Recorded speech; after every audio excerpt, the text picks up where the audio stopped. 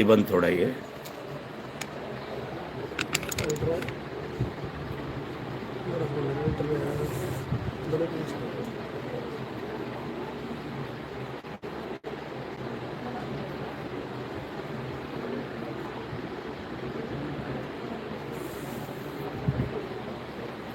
پانی بھی ایک گلاس فون کر لیں گے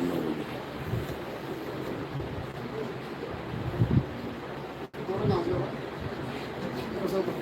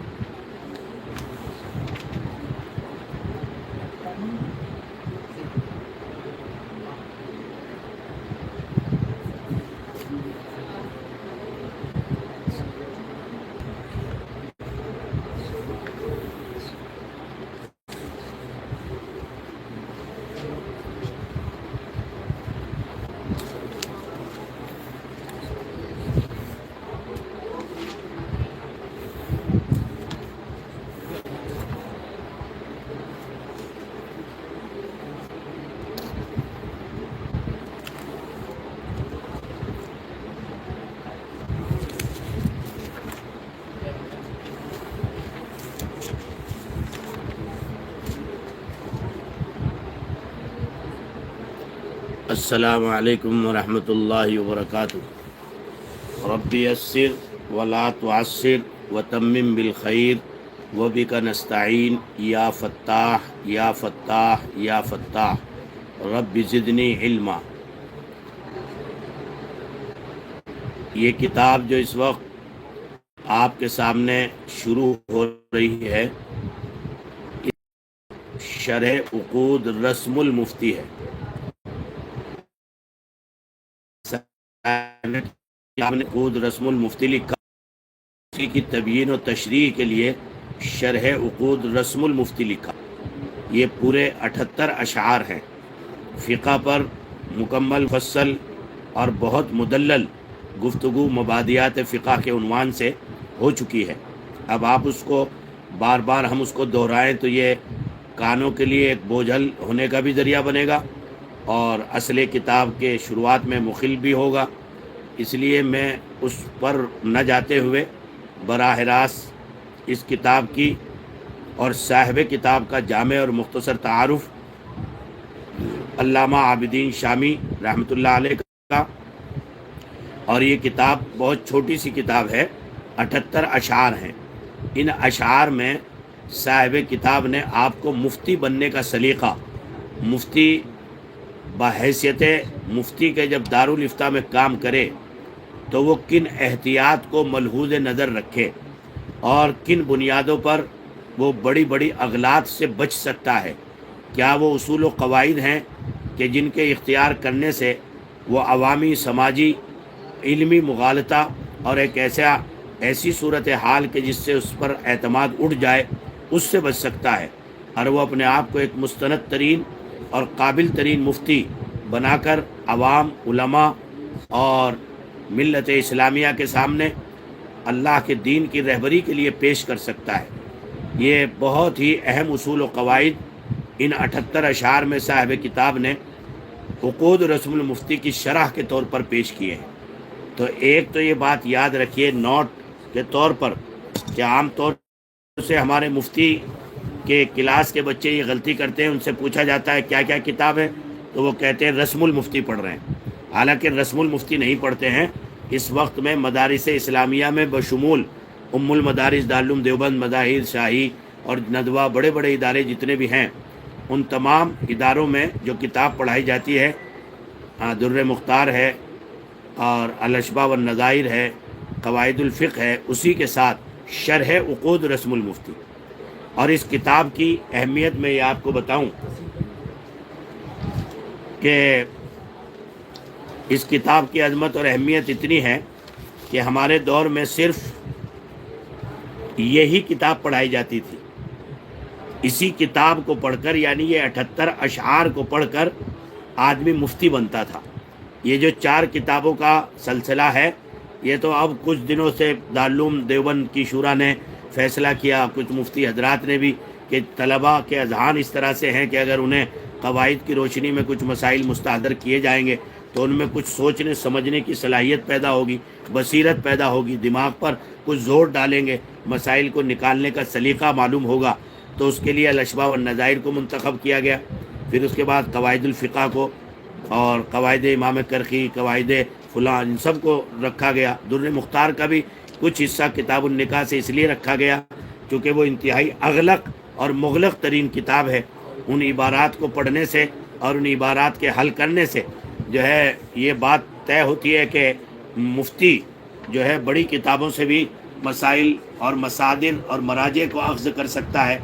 تو ان سب، چونکہ جیسے جیسے زمانہ قیامت کی طرف بڑھ رہا ہے تو ہمارے اذہان صلاحیتوں سے دور ہوتے جا رہے ہیں۔ مفتی دار کو فون انتظار کر رہے ہیں، کہاں ہیں؟ تو جیسے جیسے زمانہ بڑھ رہا ہے اور دور نبوی سے ہمارا بعد ہوتا جا رہا ہے تو ہمارے ذہنوں کی اپج، اس کی صلاحیت اور اس کی گہرائی اور گہرائی، یہ سب بہت کمزور ہوتی جا رہی ہے، اور کچھ ہم نے دھیان دینا بھی کم کر دیا ہے اور بند کر دیا ہے۔ تو اس لیے کتابوں کی تعداد بڑھ گئی تاکہ کم سے کم 2-4 کتابیں پڑھ کر ہی کچھ شدھ بدھ پیدا ہو جائے۔ تو ایک تو میں نے آپ سے کہا تھا کہ آپ یہ جو ہمارا آن لائن کا نظام ہے، یہ آن لائن کا نظام آپ نے 2-4 اسباق میں ہماری محنت کے طریقہ کار میں یہ دیکھ بھی لیا ہوگا، جس انداز سے ہم نے آپ کو مبادیات فقہ کے عناوین بھیجے ہیں، ان عناوین سے یہ میں ذمہ داری کے ساتھ کہتا ہوں کہ اس انداز کی محنت قرب و جوار میں نہیں ہو رہی ہے۔ اس انداز سے بالکل گہرائی اور گہرائی اور بصیرت، تاکہ طالب علم کو پیدا ہو، مفتی کو پیدا ہو، اور وہ ایک نام کا مفتی نہ بنے پاسے، بلکہ مفتی بنے، حقیقت میں فتویٰ دینے والا بنے، چونکہ یہ اللہ کی ذات عالی کا منصب ہے، اور اللہ کی ذات عالی کے بعد یعنی سب سے پہلے تو مفتی اللہ تبارک و تعالیٰ کی ذات ہے۔ اللہ فتویٰ دیتے ہیں، اللہ احکام و مصادر اور شرائع کو نازل کرتے ہیں۔ قرآن پاک نے بھی کہا قل اللہ یفتیکم، آپ ان سے کہیے کہ اللہ تمہیں فتویٰ دیتا ہے۔ اس کا مطلب یہ ہے کہ مفتی بننا کوئی آسان کام نہیں ہے۔ جو لوگ بازاری اعتبار سے اس کو چلانے کی کوشش کر رہے ہیں جی، اور مختصر کر کے اور ویسے ہی اپنا پڑھا نہیں پڑھا اور اپنا کچھ پیسے لیے نہیں، ہم کہتے ہیں ہم پیسے لیں گے، نو پرابلم، لیکن کام بھی دیں گے۔ اب وہ آپ کے اوپر ہے کہ آپ اس کو کتنا وصول کرتے ہیں اور کتنا قابل بننے کی کوشش کرتے ہیں۔ میں تو اس میں کئی چیزیں ایسی ایڈ کی ہیں جو ہندوستان کے کسی مدرسے میں نہیں ہے۔ مثلا میں اس سال تو نہیں پڑھا سکا، لیکن درمیان میں انشاءاللہ وقت نکال کر مسائل المیزان، وہ مسائل کے جن کے اندر دور نبوی میں کہ ناپ تول کے جو مسائل اور ناپ تول کے جو آلات، مثلا کسی میں وسق ہے، کسی میں فرسخ ہے، اور کسی میں میل ہے، اور کسی میں جو ہے کیا کیا استعمال ہوتے ہیں وہ الفاظ اس زمانے کے، وہ آج کے زمانے کے لحاظ سے، مثلا ایک فرسخ آج کی میلوں کے حساب سے اور کلومیٹر کے حساب سے کتنا بیٹھتا ہے، اس زمانے میں جو وسق استعمال ہوتا تھا، رتل استعمال ہوتا تھا، مد استعمال ہوتا تھا، اور بہت سے ایسے ڈھیروں سارے مسائل ہیں کہ جن کا تعلق اوزان سے ہے۔ اب بیچارہ مفتی یا مولوی جب جو ہے ان کتابوں کو ان مسائل کو پڑھتا ہے تو ہدایہ میں اور دیگر کتابوں میں، تو وہ اس زمانے کے لحاظ سے اوزان ہیں۔ تو ہمارے کچھ اساتذہ صحیح طور سے اس کی تشریح کرتے ہیں، کچھ جو ہے بیچارے ترجمہ کر کے گزر جاتے ہیں، چونکہ ان کو صحیح طریقہ کار اور صحیح وزن اس کا آج کے دور کے حساب سے، سکہ رائج الوقت کے حساب سے معلوم نہیں ہے۔ تو میں تقریباً 15-20 دن، ایک مہینہ مسائل الموازین پڑھاتا ہوں، تاکہ یہ جو مفتی ہے اس انداز کا گنجلک اور اغلق مغلق ترین مسئلہ جب اس کے سامنے آئے تو یہ کبھی بھی اس میں جو ہے یوں کھجانے کا کام نہ کرے، بلکہ اس کو بتانے کا کام کرے۔ اس لیے میں اگر آپ کو تعلیمی عطیے کے ذریعے سے آپ کو ایسا معلوم ہوگا، بہت سے لوگ کہتے ہیں کہ جی وہاں تو 2500 روپے میں ہو رہا ہے، وہاں کے 3000 روپے میں ہو رہا ہے۔ میں نے کہا مقصد 2500 3000 یا 5000 نہیں ہے، مقصد یہ ہے کہ دیکھو مقصد کہاں پورا ہو رہا ہے۔ ایک معیاری ادارہ کہ جس کے فارغین فضلہ الحمدللہ ملکوں میں کام کر رہے ہیں۔ آج آپ کے حلقہ احباب درس میں بھی الحمدللہ جو ہے 7 ملکوں سے اس وقت میں علماء اور طلباء الحمدللہ شریک ہیں۔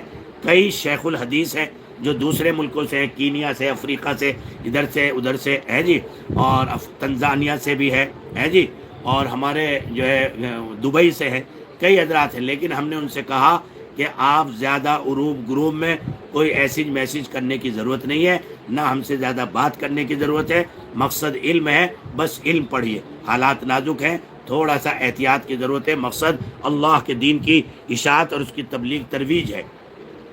تو اس لیے کئی ملک ہیں، میں نام بھی نہیں لوں گا، لیکن ہو رہا ہے۔ اللہ نے فیضان کو بہت دور دور تک جاری کر دیا۔ یہ سب اللہ کی تائید و توفیق، اشرف العلماء حضرت اقدس حضرت تھانوی نور اللہ مرقدہ و برد اللہ مسجع کی روحانی توجہ اور آپ حضرات کی طلب اور جستجو اور اللہ سے اخلاص کے ساتھ مانگ کر آپ نے اس ادارے کو، آپ نے کیا کیا، اللہ کی ذات عالی کی طرف سے آپ کا اس ادارے کے لیے، اس پلیٹ فارم کے لیے انتخاب ہوا۔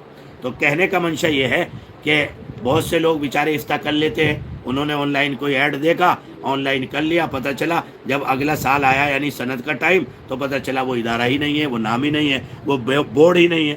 پچھلے سال میرے پاس 5-6 حضرات آئے، کہا حضرت ہم نے یہ اتنی تمرین کی، اتنا معمولہ کیا، اور اب وہ ادارہ مل نہیں رہا ہے، سند دے دیجئے۔ میں نے کہا پاگل ہو تھوڑے بہت ہیں، علم حاصل کہیں کرو گے، سند ہم سے حاصل کرو گے؟ تمہیں ادارہ جو ہے انتخاب کرتے وقت سوچنا چاہیے تھا کہ کس کا کام معیار سے ہو رہا ہے، کون کس انداز کا ہے، کیا معیار ہے اس ادارے کا۔ آدمی کو 10 دفعے جو ہے اپنے فیصلے کو کرنے سے پہلے سوچنا چاہیے، ہیں جی۔ آج کل لوگ جو ہے صرف چونکہ انہوں نے افتاء کی بھی ڈگری کی اہمیت کو ختم کر دیا ہے، اور وہ اس کو صرف امامت بطور یا صرف مفتی کہلانے کے لیے، بہت سے لوگ تو ایسے ہیں جو بیچارے اس نیت کے ساتھ حجی میری شادی ہے، وہ لوگ یوں کہہ رہے کہ لڑکا مفتی ہونا چاہیے۔ میں نے کہا واہ، کتنی اچھی مراد آپ نے رکھی مفتی بننے کی۔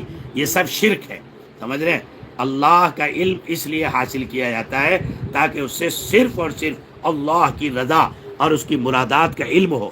ہم اس میں غیر اللہ کو شامل کریں گے، ہے جی، اپنی نفسانیت کی وجہ سے کریں گے، یا اپنے ٹائٹل کی وجہ سے کریں گے، یا امامت کی وجہ سے کریں گے، یہ سب باتیں انتہائی معیار سے گری ہوئی ہیں۔ حتی الامکان ان سے بچنا چاہیے اور اپنی نیت کا قبلہ درست کرنا چاہیے۔ حضرت مولانا انصار گنگوہی دامت برکاتہم بھی ہے ماشاءاللہ، کئی سال پہلے یہیں سے فارغ ہوئے۔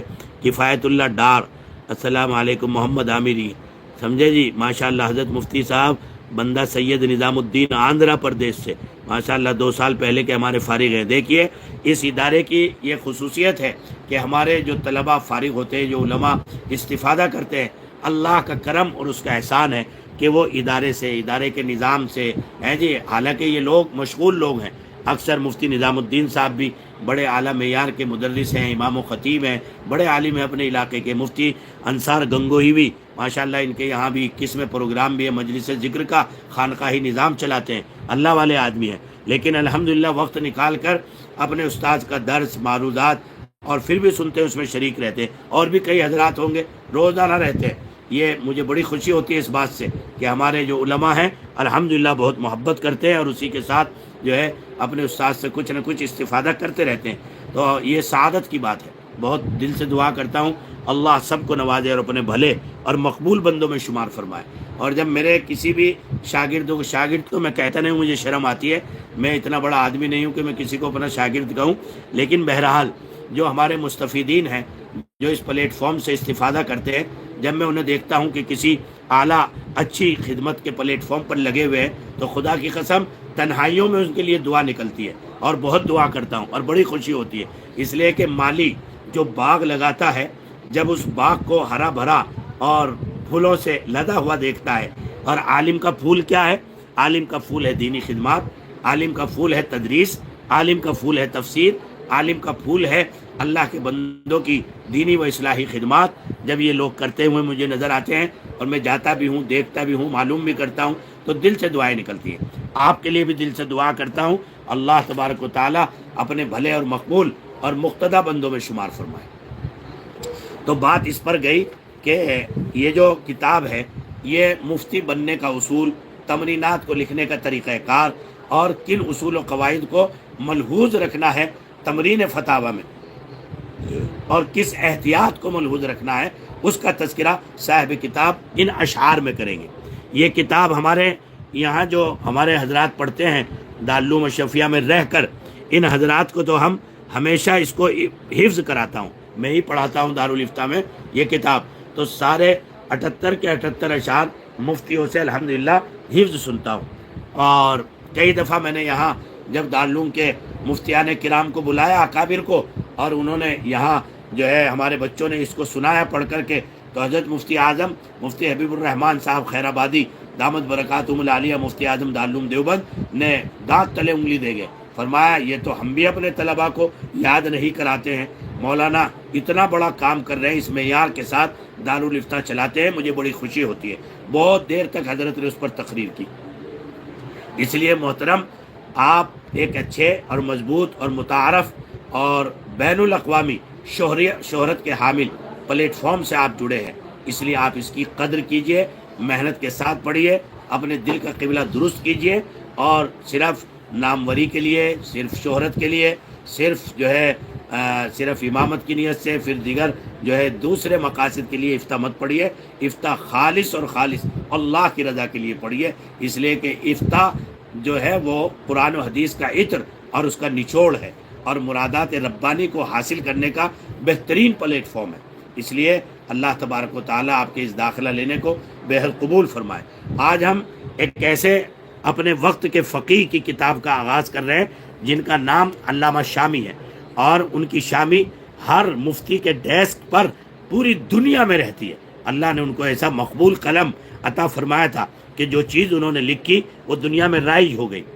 آپ کا نام نامی، اسم گرامی محمد امین، اور آپ کے والد کا نام نامی اسم گرامی محمد عمر، اور آپ کے دادا کا نام عبدالعزیز، آپ کا خاندانی لقب عابدین ہے، اللہ کی عبادت کرنے والے، اللہ کی عبادت کرنے والے، سمجھے بھائی؟ حضرت مفتی صاحب ماشاءاللہ محمد عامل لونی غازی آباد۔ تو آپ کی شہرت عالم اسلام میں علامہ ابن عابدین اور علامہ شامی سے ہوئی۔ جب یہ بولا جاتا ہے کہ علامہ ابن عابدین یا علامہ شامی، دونوں سے ایک ہی مراد ہوتے ہیں، ان کا نام ہے محمد امین، سمجھ رہے ہیں؟ علامہ شامی کا نام محمد امین ہے۔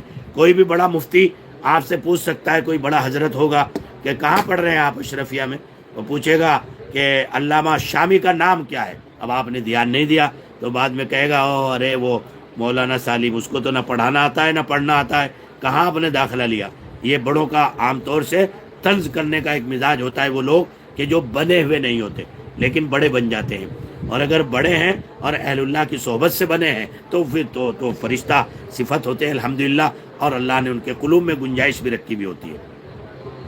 لیکن یہ جو جھوٹ موٹ کے بڑے ہوتے ہیں، یعنی جو پیسے سے، دولت سے، عزت سے، شہرت سے بڑے بن جاتے ہیں اور دل بنا ہوا نہیں ہوتا، دل ان کا کالا ہوتا ہے، تو اللہ تبارک و تعالیٰ ایسے ظالموں کی صحبت سے ہم سب کو بچائے، ایسے علماء کی صحبت سے۔ ایسے علماء کی صحبت میں کبھی نہیں بیٹھنا چاہیے، ہمیشہ ایسے اہل علم کی صحبت میں بیٹھو جن کے دل بنے ہوئے ہوں، جو بڑوں کی نسبتوں کے حامل ہوں، اور جن کے دل میں توسع اور گنجائش ہو، اور جو اللہ تبارک و تعالیٰ کے مقرب ترین اور خدا کے محبوب بندے، اللہ کے محبوب پیغمبر صلی اللہ علیہ وسلم کی اداؤں کے اور آپ کی سنتوں کے امین ہوں، جنہیں دیکھ کر سنتوں کی یاد تازہ ہو جائے، جنہیں دیکھ کر اللہ کی یاد تازہ ہو جائے، جنہیں دیکھ کر آخرت کی یاد تازہ ہو جائے، اور جنہیں دیکھ کر آدمی کو بندگی کا شعور آ جائے، ایسے لوگوں کے پاس ہمیں صحبت اختیار کرنی چاہیے۔ تو دو باتیں معلوم ہوئی، ایک آپ کا نام عمر تھا، اور آپ کا لقب ابن عابدین اور علامہ شامی کے نام سے مشہور ہے، اور علامہ عابدین شامی جو ہے 1198 ہجری میں جو ہے مطابق 1784 ہجری میں پیدا ہوئے، تو 1784 کا مطلب ہو گیا کہ 84 یعنی 16 سال تو وہ، پھر 1800، پھر 1900، اور اب 2000 چل رہا ہے، تو گویا کہ 200-250 سال کے قریب آپ کو اس دنیا میں آئے ہوئے ہو گئے، سمجھے جی۔ اور آپ کی وفات 1252 ہجری مطابق 1836، تو 1784، 84 کا مطلب 16 سال، اور 36، اور 36 اور 16 51، آپ دیکھیے، یعنی چھوٹی سی عمر ہوئی۔ جس عمر میں اس وقت ہوں، یہ عمر حضرت کی ہوئی، اور اللہ اکبر کتنے بڑے بڑے کارنامے انجام دیے کہ آج 200-250 سال کا زمانہ گزر گیا، لیکن آپ کی کتابیں آج بھی پڑھائی جاتی ہیں۔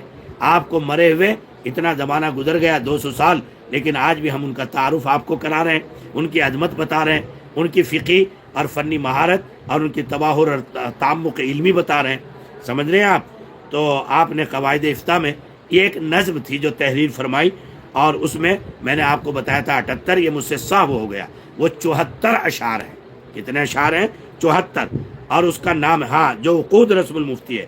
عقود یہ عقد کی جمع ہے، عقد کہتے ہیں ہار کو، تو یہاں مراد وہ منظومہ ہے جو علامہ عابدین شامی نے لکھا۔ تو رسم کے معنی کسی چیز کا خاکہ، علامت اور معاملہ۔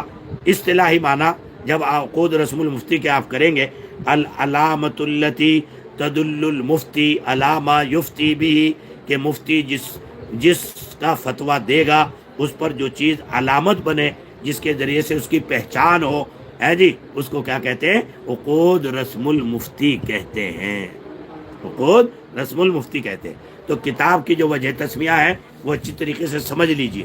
عقود عقد کی جمع ہے، اس کو ہار اس وجہ سے کہا جس طرح سے ایک دھاگے میں باریک باریک لڑی اور موتی پرو کر ایک مالا بن جاتی ہے، ایک خوبصورت تسبیح بن جاتی ہے، اسی طرح سے صاحب کتاب نے، علامہ ابن عابدین شامی رحمۃ اللہ علیہ نے اشعار کو ایک لڑی میں پرویا، اور 74 اشعار پرو کر کے انہیں خوبصورت لڑی اور ایک خوبصورت کتاب بنا دیا دارالافتاء کے لیے، مفتیوں کے لیے، تاکہ وہ تمرین فتاوی اور اسی طرح سے فتوے کے جو ہے کورس کو حاصل کرنے کے لیے اس کے اصول و ضوابط اور قواعد سے جو ہے کیا ہو سکے؟ فیض یاب ہو سکے۔ تو گویا کہ جب آپ سے کوئی پوچھے کہ عقود رسم المفتی کا کیا ترجمہ ہے، تو آپ بتائیے راستے کے ایسے نشانات جو منزل کی طرف رہبری کرتے ہوں۔ تو گویا کہ اس کتاب کو جو آدمی پڑھے گا، اس کتاب کو پڑھنے کے بعد اس بندے کے اندر ایک جو ہے اپنے اوپر کمال بھروسہ ہو جائے گا، پھر اس کا قلم لکھنے کا انداز اس کو آ جائے گا کہ کیسے مجھے تمرین فتاوی کرنی ہے، کیسے اس کے مآخذ اور مراجع اور مصادر کو تلاش کرنا ہے، اور کیسے میں ایسی ذلت اور ایسی گمراہی سے بچ سکتا ہوں کہ جو پورے شہر میں تھو ہو جائے اور پورے شہر میں جو ہے بدنامی ہو جائے، ایسی بڑی بڑی غلطیوں سے کیسے بچ سکتا ہوں۔ اگر ان سے بچنا ہے تو آپ کو شرح عقود رسم المفتی انتہائی اہمیت کے ساتھ پڑھنی پڑے گی۔ تو گویا کہ عقود رسم المفتی کا مطلب ہوا وہ علامت جو فتویٰ دینے میں مفتی کی رہبری اور رہنمائی کرے، جو فتویٰ دینے میں مفتی کی رہبری اور رہنمائی کرے۔ تو عقود رسم المفتی کا مطلب قواعد افتاء کے سلسلے کی نظم۔ پھر آپ نے خود ہی اپنے اس منظومے کی شرح لکھی جس کا نام انہوں نے رکھا شرح عقود رسم المفتی۔ تو گویا کہ ترجمہ ہو گیا کہ آپ جو اب کتاب پڑھیں گے وہ شرح عقود رسم المفتی پڑھیں گے، عقود رسم المفتی نہیں پڑھیں گے۔ اس لیے کسی کے پاس یہ غلطی مت کرنا کہ میں رسم المفتی پڑھ رہا ہوں، جی میں عقود رسم المفتی پڑھ رہا ہوں، نہ، عقود رسم المفتی نہیں، شرح عقود رسم المفتی پڑھ رہا ہوں۔ یہ شرح افتاء کے طلباء کو پڑھائی جاتی ہے، اور اسی شرح عقود رسم المفتی کو اللہ تبارک و تعالیٰ نے مقام عطا فرمایا کہ اس کو اگر آدمی صحیح سے حل لغات، الفاظ، اعراب اور اس کے مطالب اور اس کے مراجع کے ساتھ صحیح ایک بابصیرت استاد سے پڑھ لے تو انشاءاللہ اس کو تمرین فتاوی اور تدریب فتاوی کے لیے ایک بہترین جو ہے رہبری ہو جاتی ہے۔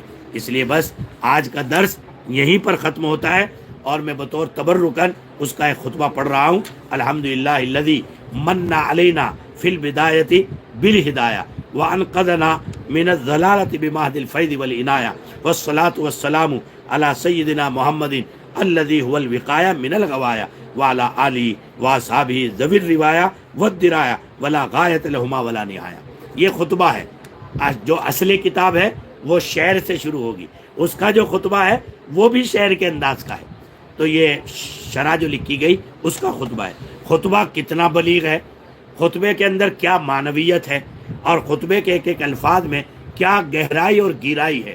اور علامہ عابدین شامی رحمۃ اللہ علیہ رحمتاً واسعہ کے مدار اقدس پر میں جب گیا، اور 11 ملکوں میں مصر وغیرہ، عمان اور اسی طرح سے کویت، دبئی اور ان تمام ملکوں میں، تو ان میں جہاں میں 24 انبیاء کے مزارات پر گیا، حضرت کے مزار مبارک پر بھی الحمدللہ حاضری ہوئی۔ اس لیے بہت ہی جو ہے اللہ والے، صاحب باطن، صاحب تصرف اور فقیہ ہونے کے ساتھ ساتھ ایک منور اور باطن قلب کے انسان تھے، اور ان کے مزار اقدس پر بیٹھ کر جو دل کے اندر ایک کیفیت نورانی پیدا ہوئی، وہ واقعتاً اسی بندے کے پاس بیٹھ کے ہو سکتی ہے جو سراپا نورانی ہو اور علم معرفت کا حامل ہو۔ اسی لیے اللہ تبارک و تعالیٰ نے آپ کو بہت نوازا تھا۔ مزید انشاءاللہ ان کے متعلق اور بھی گفتگو ہوگی، لیکن آج کا یہ سبق یہیں پر ختم کیا جاتا ہے۔ آپ نے اس کو کیسا پایا، اپنا لائک کر کے، اپنے کمنٹ کر کے ان باکس میں بتائیے کہ سبق آپ کو سمجھ میں آیا یا نہیں۔ 1 منٹ کے بعد انشاءاللہ کیمرہ بند ہو جائے گا، ٹھیک ہے؟ دل سے دعا کرتا ہوں، اور مجھے امید ہے کہ انشاءاللہ یہ مختصر سبق آپ کو ضرور سمجھ میں آیا ہوگا۔ آج میں نے آپ کے سامنے جو ہے علامہ عابدین شامی رحمۃ اللہ علیہ کا جامع اور مختصر تعارف، کتاب شرح عقود رسول مفتی کی اہمیت و عظمت اور اس کی فضیلت، اور مفتی کے کردار پر، اور مفتی کو مفتی بنانے کے لیے اس کا کیا کردار ہے، اس کو میں نے بہت اہمیت کے ساتھ آپ کے سامنے ذکر کیا۔ فجزاکم اللہ خیرا۔ السلام علیکم ورحمۃ اللہ وبرکاتہ۔